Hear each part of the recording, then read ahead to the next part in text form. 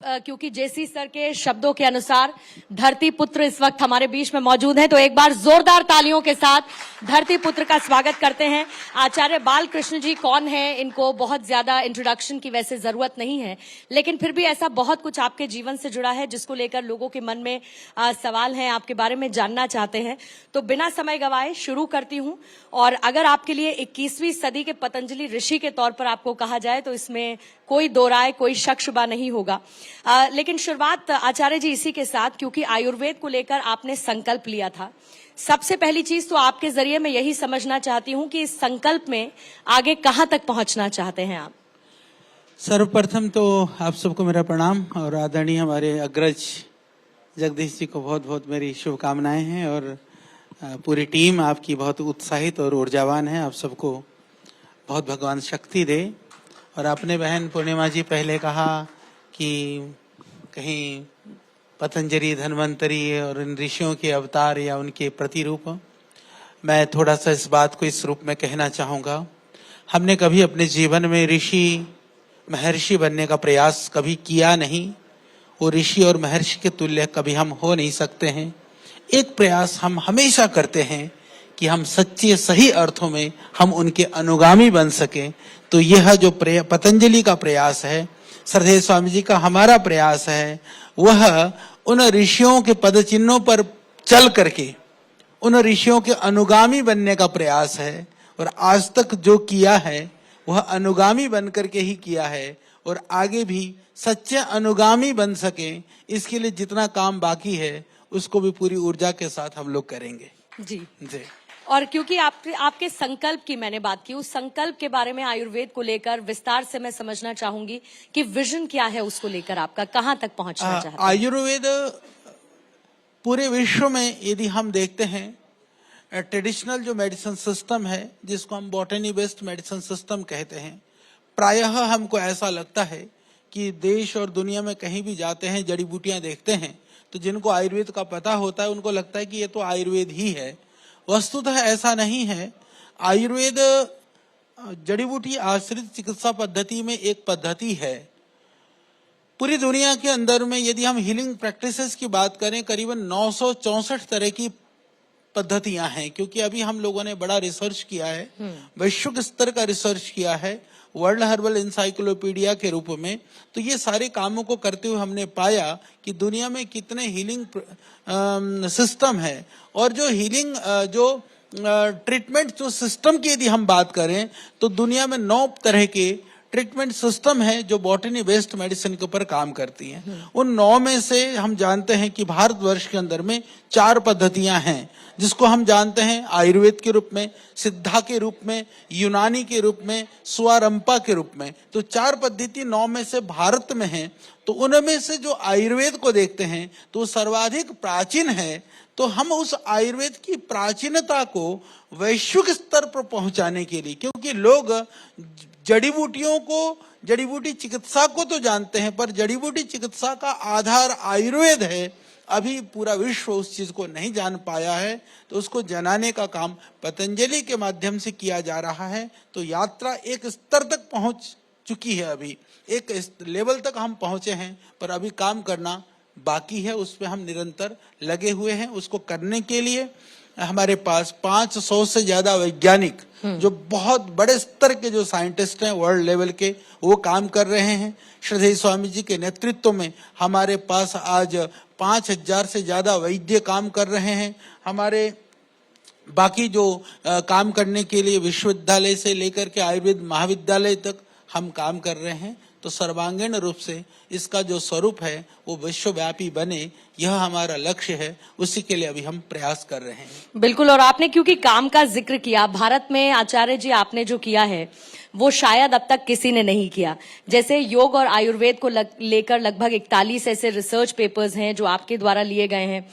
सबसे पहले इतने कम समय में इतना कुछ करना कैसे हो पाया और शुरुआत इसकी कैसे हुई थी? बड़ा कार्य व्यक्ति अकेला कभी कर नहीं सकता। बड़ा कार्य सबसे बड़ा तो एक टीम कार्य है, टीम वर्क है। तो हमारी जो टीम है वो समर्पित है और संवेदनशील है और दूरदृष्टि वाली है। हम तो उस टीम का एक नेतृत्व करते, एक पार्ट मात्र हैं। और दूसरा, श्रद्धेय स्वामी जी का जो विजन है, दृष्टि, जब व्यक्ति के पास दृष्टि हो और उस दृष्टि को पूरा करने के लिए समर्पित टीम हो, तो ही वह दृष्टि को धरातल पर उतारा जा सकता है। उसका ही एक उदाहरण है पतंजलि कि अखंड प्रचंड पुरुषार्थ श्रद्धेय स्वामी जी हमेशा बोलते हैं। वो बोलते नहीं हैं, वो करते हैं। हम भी उसी के पार्ट हैं, क्योंकि संसार में यदि आपको बड़ा करना है तो चाहे व्यापार हो, चाहे सेवा हो, चाहे किसी भी तरह का कोई भी कार्य हो, तो बड़ा करना है तो सोच के साथ साथ में अत्यंत और अखंड पुरुषार्थ यदि हम करते रहें तो बड़ा कार्य का हम संपादन कर सकते हैं। उसका ही उदाहरण पतंजलि है। जी। और योग पर अगर किसी से पूछिए तो स्वामी रामदेव का नाम आता है, आयुर्वेद पर किसी से बात करिए तो आचार्य बालकृष्ण का नाम आता है। ये जोड़ी भारत में कितनी संभावनाएं प्रबल देखती है? ये भी परमात्मा की ही व्यवस्था है कि हम एक हुए, और रुचि के दृष्टि से श्रद्धेय स्वामी जी को भी आयुर्वेद का पता है और हमको योग का भी पता है, परंतु रुचि के अनुसार हमने एक एक कार्य का चयन किया और उस क्षेत्र में काम किया। और आज भगवान की ऐसी व्यवस्था रही कि योग से हमने आयुर्वेद को खड़ा किया, आयुर्वेद से योग को खड़ा किया। अकेला योग होता तो आयुर्वेद शायद इस रूप में ना पहुंचता, अकेला आयुर्वेद होता तो योग स्तर पर नहीं पहुंचता। तो एक दूसरे के सहयोग से योग के साथ साथ हमने आयुर्वेद को हम लेकर के बढ़े, और आज दोनों चीज को लोग एक दूसरे के कारण से जानते हैं। और शायद यही इसका कारण है कि आज विश्व में हम आयुर्वेद को पहुंचाने में सक्षम हुए। जी, और बहुत बहुत बधाई उसके लिए, और एक बार जोरदार तालियां, क्योंकि जब तक हम चर्चा करते रहें ये तालियां बजती रहनी चाहिए, और उसकी वजह है आपके द्वारा किया जा रहा काम। लेकिन उपलब्धियों का भी जिक्र करना होगा। जिस गुरुकुल में आपने पढ़ाई की, आज आप उसी गुरुकुल के चांसलर हैं। ये एहसास कैसा है, कैसा लगता है आपको? नहीं, हम देखिए, हम तो गुरुकुली परंपरा के विद्यार्थी हैं, और मैं तो अभी भी अपने आप को विद्यार्थी मानता हूं। प्रतिदिन हम हर कहीं, जहां यहाँ भी आकर के शायद आपको पता ना चल पाए, मैं अंदर आया हूं तो जाते जाते बहुत कुछ सीख करके जाऊंगा। तो हमारी प्रवृत्ति जिज्ञासु की प्रवृत्ति है, सीखने की प्रवृत्ति है, तो सीखने के ढंग से हम सीखते जाते हैं।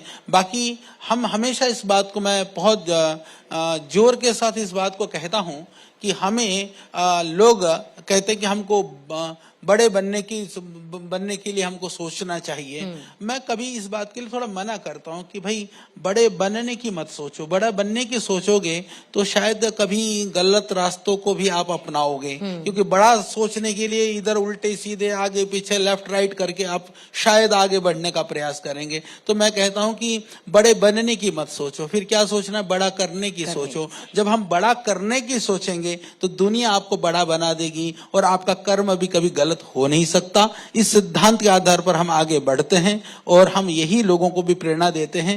और जहां कहीं भी हम हैं तो हमारे पुरुषार्थ का जो लोगों के द्वारा स्वीकार्यता, पुरुषार्थ हमने किया, लोगों ने स्वीकार किया। आज लोग हमको मानते हैं कि उदाहरण है तो हम हैं, लोग नहीं मानेंगे तो फिर हम नहीं हैं।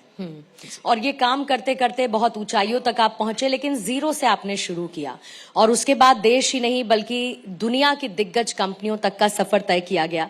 सबसे पहले तो उन चुनौतियों के बारे में आपसे समझना चाहूंगी जिन कठिनाइयों को पार करते हुए आज इतने बड़े आप बन चुके हैं, या ये कह लीजिए कि देश और दुनिया में आपकी बड़ी पहचान है।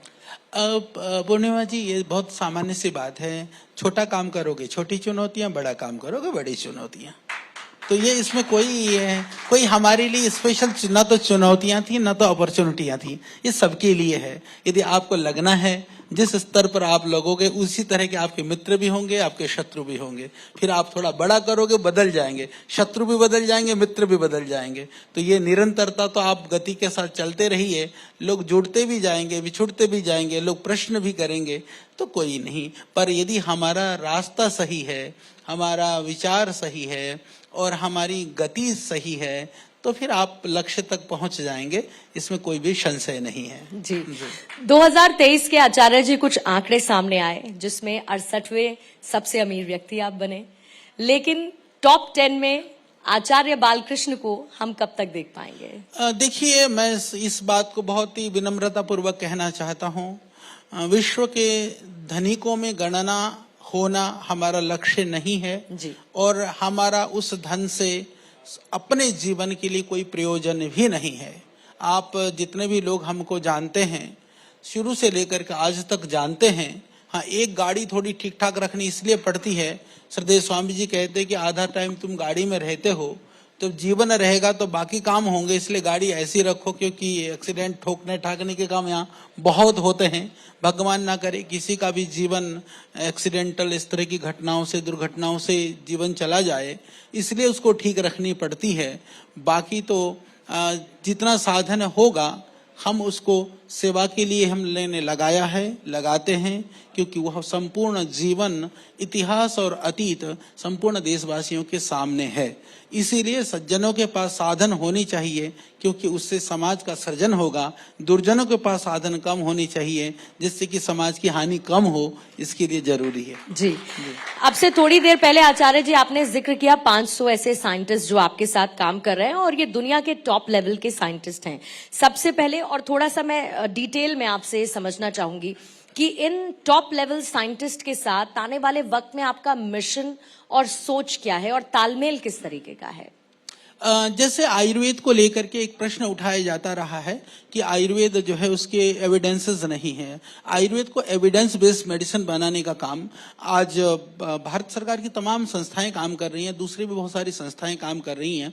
पर हमें इस बात को कहते हुए बड़ा गर्व की अनुभूति होती है कि आयुर्वेद को पहली बार एविडेंस बेस्ड मेडिसिन के रूप में वर्ल्ड में स्थापित करने का काम वह पतंजलि ने किया है, उसकी स्वीकार्यता दिलाने का काम पतंजलि ने किया है। इसी तरह से एक छोटा सा मैं जिक्र कर देना चाहता हूं, वर्ल्ड हर्बल इंसाइक्लोपीडिया, यह कालजयी कार्य पतंजलि के माध्यम से संपन्न हुआ है।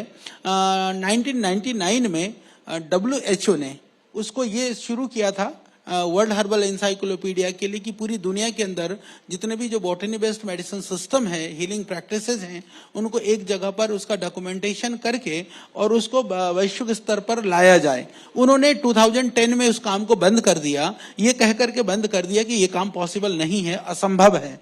तो आज हमको इस बात को कहते हुए गर्व की अनुभूति होती है, जिस कार्य को WHO ने असंभव कह करके 2010 में बंद कर दिया था, आज 2023 में पतंजलि के द्वारा उस कार्य को संपूर्ण किया गया। 109 वॉल्यूम के अंदर लगभग 1,25,000 पृष्ठों के अंदर वह डॉक्यूमेंटेशन है, जिसके अंदर 6 लाख से ज्यादा रेफरेंसेज हैं, 24 लाख से ज्यादा वर्नाकुलर नेम हैं, जिसके अंदर जो है दुनिया के तमाम जो हीलिंग प्रैक्टिसेज हैं सब उसके अंदर समाहित हैं।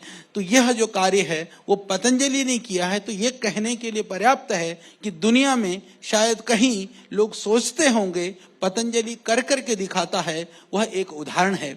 इसी तरह से जहां बॉटनी की बात आती है, बहुत कम लोगों को पता है कि जो royal botanical garden, Q garden, London का बड़ा नाम है उस क्षेत्र में, लगभग 300 साल पुरानी संस्था है। उस संस्था के अंदर जो काम हुआ था, उनकी जो वेबसाइट्स और लिस्ट के अंदर जो प्लांट्स जो दिए गए थे उनको करेक्ट करने का काम हमारे साइंटिस्ट करते हैं और रेफरेंस के साथ उनको वहां पर देना पड़ता है। यह पतंजलि का बड़ा एक प्रमाण है कि हम क्या कर रहे हैं।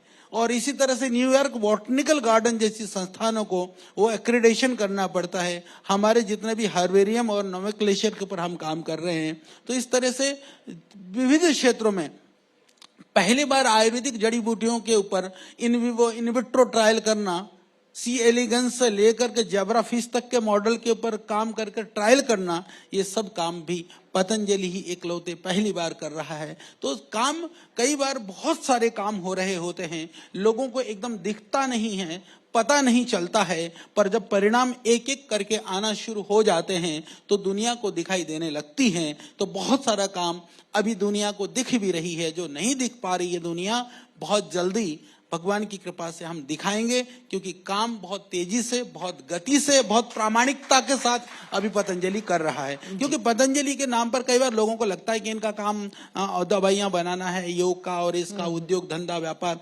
वस्तुतः न तो हमारा दुनिया के धनियों को लिस्ट में, मैं तो कोई 1 रुपया सैलरी लेता नहीं, कपड़े भी कोई दे जाता है, वही यहाँ भी आप कोई ओढ़ा देता है, शॉल ओढ़ लेते हैं, कपड़े यही पहन लेते हैं। तो हमारा लक्ष्य है कि हम अपनी जो योग आधारित जो हमारी ऋषि महर्षियों की जो परंपरा पर आधारित विधाओं को वैश्विक स्तर पर पहुंचाना, उसके द्वारा लोगों के लिए उनके जीवन स्तर को सुधारना, उनके लिए रोजगार के साधन पैदा करना, आज हमको ये शकुन नहीं देता है कि हम दुनिया के धनिकों के लिस्ट में इधर उधर जो गिनती लोग करते फिरते हैं। हमको कोई फर्क नहीं पड़ता। हमको तब संतुष्टि मिलती है जब हमको लगता है कि भगवान ने हमको निमित्त बना करके, श्रद्धेय स्वामी जी को निमित्त बना करके आज लाखों लाखों लोगों के घरों के चूल्हे पतंजलि के कारण से चल रहे हैं। उनकी चेहरे पर मुस्कुराहट के पीछे पतंजलि है, यह जानने पर हमें प्रसन्नता होती है। और इस मुस्कुराहट के लिए आप तालियों के पात्र हैं, ये तालियां बजनी चाहिए।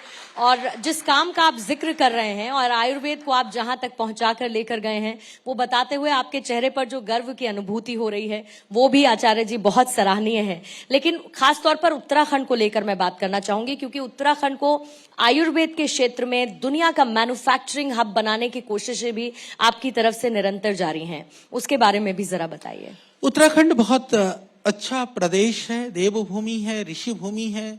वातावरण आबो हवा से तो देखिए दिल्ली में आवास, यहाँ रहना मजबूरी है, पर वहाँ उत्तराखंड आते हैं तो वह आपकी बुद्धिमत्ता है जी। तो मैं यही कहूंगा, इसलिए उत्तराखंड बिल्कुल आना चाहिए, हर तरह से जुड़ना चाहिए, जिस रूप में भी आप जुड़ सकते हैं। देवों का दर्शन करिए, नहीं तो कुछ अभी माननीय मोदी जी ने कहा, प्रधानमंत्री जी ने, कि कुछ नहीं तो ब्याह शादी करने के लिए उत्तराखंड आ जाओ क्योंकि वहाँ बहुत सारी देवी देवताओं की पूरी किंवदंतियां और मान्यताएं, हमारे ऐतिहासिक पौराणिक साक्ष्य और तथ्य हैं। जैसे त्रिजुगी नारायण में स्वयं भगवान शंकर की शादी हुई थी।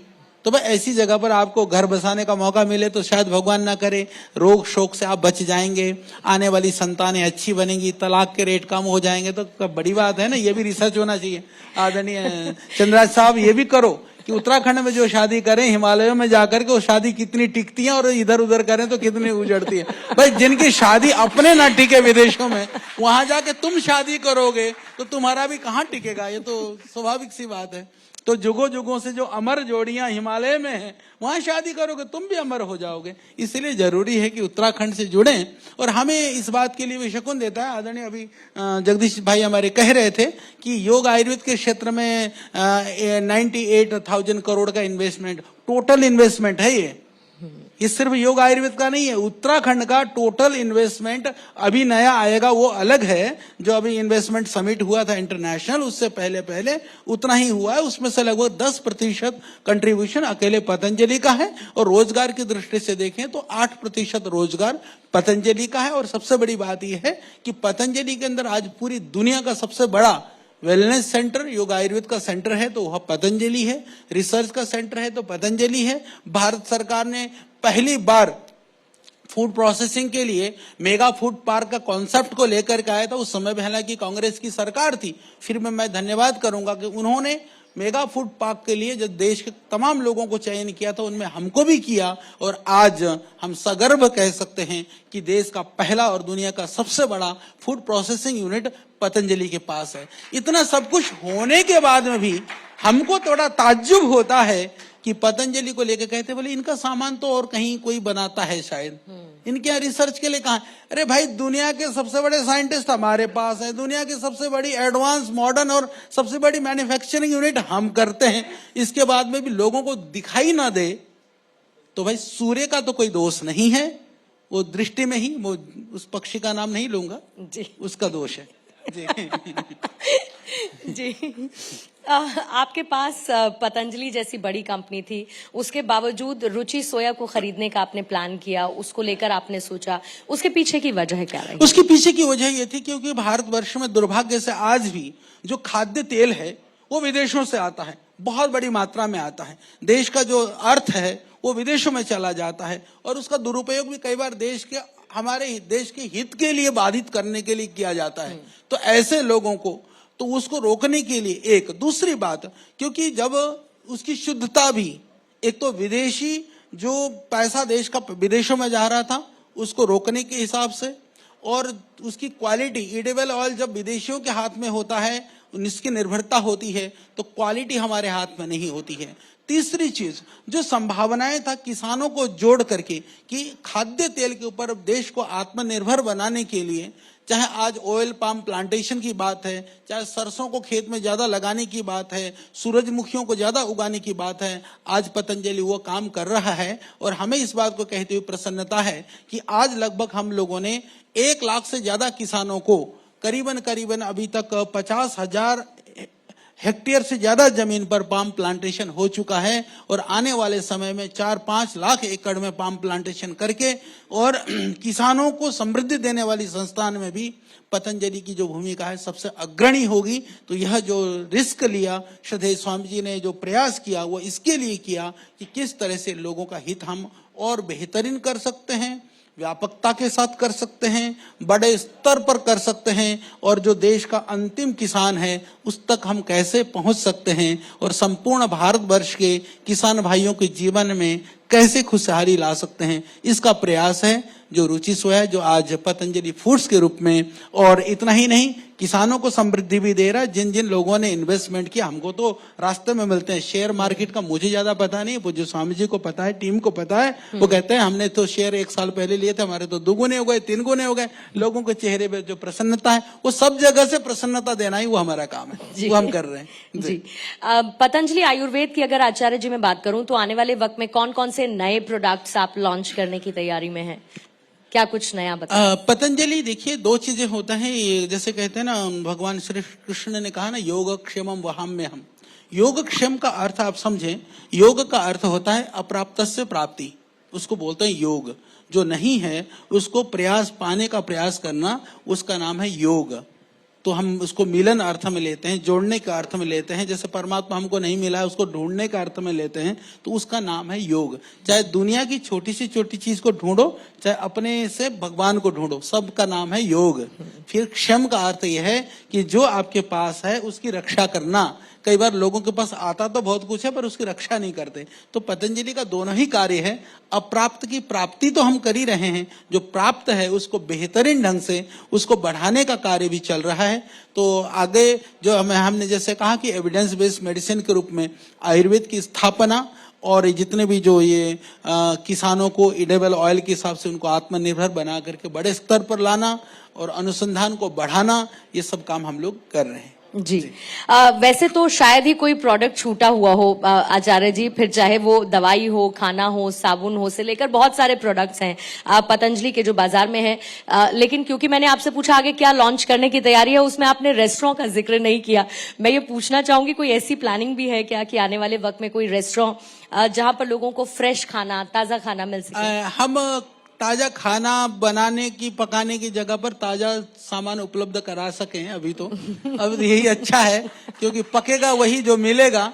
तो हम उपलब्ध कराने में अभी ज्यादा ताकत लगा रहे हैं, हम उपलब्ध कराएंगे। और देश के जितने भी रेस्टोरेंट, होटल और ये ढाबे, रेड़े रिक्शे वालों से लेकर के बड़े लोगों तक के लिए भी मैं यही निवेदन करूंगा, क्योंकि पतंजलि है तो आपको इस रूप में भरोसा होना चाहिए कि हम आपके जवाबदेही के लिए सामने हैं। जो विदेशी कंपनी है, एमएनसीज हैं, कौन किसका मालिक है, कौन किसका धनी है, कोई ठोर ठिकाना नहीं, कौन चलाता है, उनके उत्पाद को भरोसा करने की जगह पर आपको प्यार करना हो, चाहे गाली देनी हो, हम सामने हैं। तो आप शिकायत भी कर सकते हो, आप प्रशंसा भी कर सकते हो।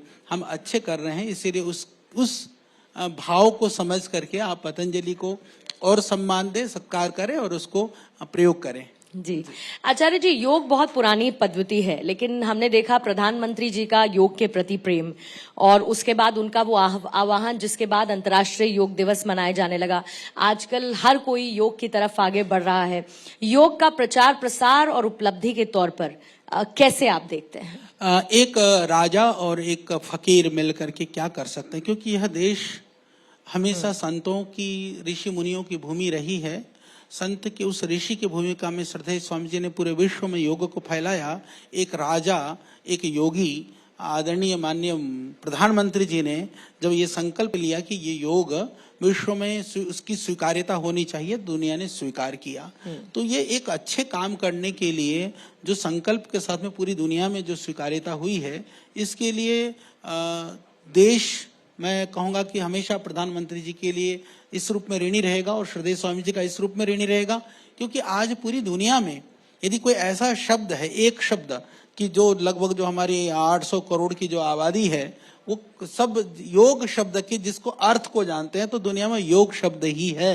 चाहे थोड़े बहुत अर्थ जानते हो, आप किसी को भी पूछ लो दुनिया में जाकर के, चलते फिरते व्यक्ति को आप योग या योगा आप पूछोगे तो वो कहेगा कि योगा का मतलब 2-4 टांगे उठा लेना, श्वास को अंदर बाहर करना, कम से कम इतना तो सबको पता है। और एक दूसरी बात क्या है कि योग को लेकर के लोगों ने बहुत ये भी प्रयास किया, मैं देख रहा हूं हमारे आदरणीय मुस्लिम भाई लोग भी हैं, बाकी लोग भी हैं, कई लोगों ने उसको धर्म से जोड़ने का प्रयास किया।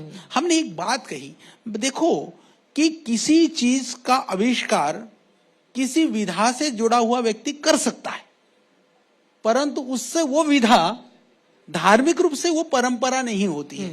तो हमने कहा कि योग वो एक कंप्लीट मेडिकल साइंस है, वो संपूर्ण चिकित्सा विज्ञान है।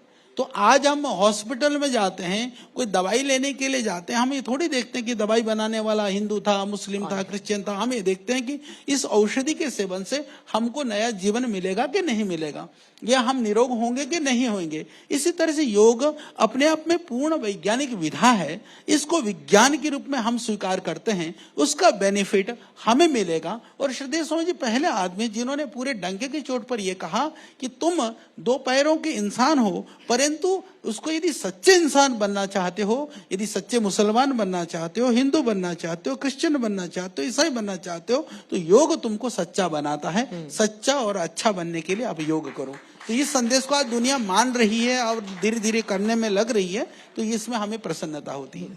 और जैसा कि आचार्य जी आप जानते हैं, हम तो हैं पत्रकार, और जैसी सर हमेशा कहते हैं कि खबर ही जीवन है। तो प्रधानमंत्री जी आते रहते हैं आपके पास, बातचीत होती रहती है, सनातन संस्कृति और आयुर्वेद को लेकर उनसे आपकी चर्चा क्या क्या होती है? जब अभी तो बहुत समय हो गया, पर माननीय प्रधानमंत्री जी से जब भी मेरी बात हुई तो वो मेरे से आयुर्वेद के विषय में ही रुचि रखते हैं, ये योग के विषय में बात करते हैं, तो हमें अच्छा लगता है। जब कोरोना का टाइम भी था, उस समय पर माननीय प्रधानमंत्री जी के साथ सब लोग जैसे कॉन्फ्रेंस हो रही थी तो मैं भी था, हम लोग वर्चुअली बैठे थे, फिर हमने भी उस टाइम पर अपना मंतव्य रखा। तो माननीय प्रधानमंत्री जी ने तब भी कहा था कि देखो यह समय बहुत जटिल है, कठिन है, परंतु आप जो काम कर रहे हैं उस काम को प्रामाणिकीकरण करने का एक तरह से अवसर भी है।